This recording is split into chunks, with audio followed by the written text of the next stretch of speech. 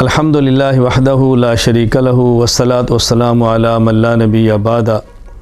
رمضان المبارک کا روزہ بہت بڑی عبادت ہے، اللہ تعالیٰ کے قرب کا ذریعہ ہے۔ اللہ تعالیٰ نے رمضان کے روزے کی بطور خاص خود جزا دینے کا وعدہ فرمایا ہے۔ رمضان کے روزے کو نیک اعمال کے ساتھ مکمل کریں، گناہوں سے بچ بچ کے مکمل کریں۔ ہمارے یہاں بس اوقات رمضان کو روزہ ہم رکھ لیتے ہیں، اس روزے کو مکمل کرنے کے لیے کبھی تاش کھیلا جا رہا ہے، کبھی لوڈو کھیلی جا رہی ہے، کبھی ٹی وی دیکھا جا رہا ہے، کبھی صبح سے لے کر شام تک نمازیں چھوڑ کے سویا جا رہا ہے، یہ روزہ رکھا ہوا ہے۔ اللہ کے لیے اس کا بہت زیادہ خیال فرمائیں کہ رمضان کے روزے کو روزہ سمجھیں اور عبادت سمجھ کر اس کو ادا کریں۔ یہ صرف ترخانہ نہیں ہے، اللہ تعالیٰ کا قرب حاصل کرنا ہے۔ اس لیے رمضان کے روزے میں سحری کا اہتمام کریں، افطاری کا اہتمام کریں، فرائض کا اہتمام کریں، تراویح کا اہتمام کریں۔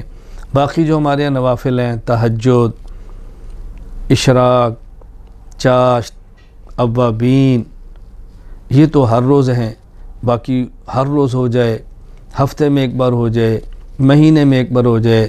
صلاۃ و تسبیح کا اہتمام کریں، قرآن کریم کی تلاوت بہت زیادہ کریں، استغفار کریں، پہلا کلمہ پڑھیں، درود پاک پڑھیں اور اس کا بہت زیادہ خیال کریں۔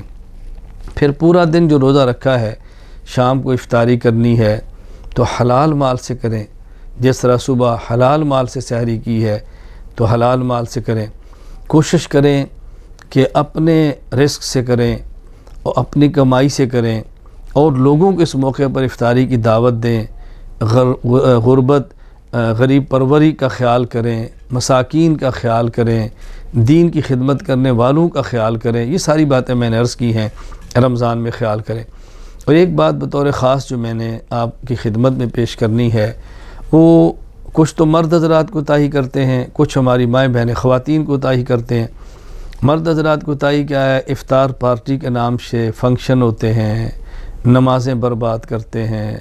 اب تو حضرات اور خواتین، مرد عورتوں کے مخلوط اجتماع شروع ہو گئے ہیں، ہوٹلوں پہ چلے جاتے ہیں، وقت ضائع کرتے ہیں، تراویح برباد کرتے ہیں، نام، نمود، شہرت، ریا اور پتہ نہیں کیا کچھ ہوتا ہے۔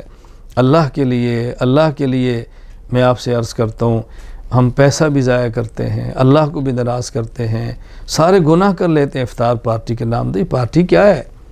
افطاری سنت ہے۔ اگر آپ کسی کی افطاری کرانا چاہتے ہیں، کرائیں۔ افطاری کی ترغیب ہے، فضیلت ہے۔ افطاری کرانے والے کے گناہ معاف ہوتے ہیں، افطاری کرانے والے کو اللہ روزے والے کا اجر دیتا ہے، افطاری کرانے والے کو اللہ جہنم سے آزادی دیتے ہیں۔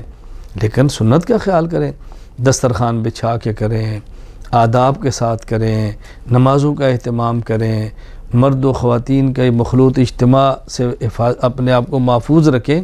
ان چیزوں کا بہت زیادہ خیال کریں۔ اس لیے افطار پارٹی کے نام سے اپنی عبادت رمضان کی برباد نہ کریں۔ اور ہماری مائیں بہنیں اس کا بہت زیادہ خیال کریں، کتنی خدمت کرتی ہیں، کتنی محنت کرتی ہیں، صبح سحری بناتی ہیں، شام افطاری بناتی ہیں اور خصوصاً گرم علاقوں میں بہت زیادہ مشقت برداشت کرتی ہیں۔ میں ایک دیہاتی آدمی ہوں، ہم دیہات میں رہتے ہیں، میں بہت اچھی طرح سمجھتا ہوں کہ ہماری ماؤں بہنوں کی مشقت کیا ہے۔ لیکن دیکھنے میں آتا ہے کہ افطاری کا وقت ہوتا ہے، ٹی وی آن کیا ہوتا ہے، ٹی وی دیکھ رہی ہوتی ہیں، افطاری کر رہی ہوتی ہیں۔ اور آج کل ٹی وی میں افطار کے نام پر وہ خرافات کی جا رہی ہیں۔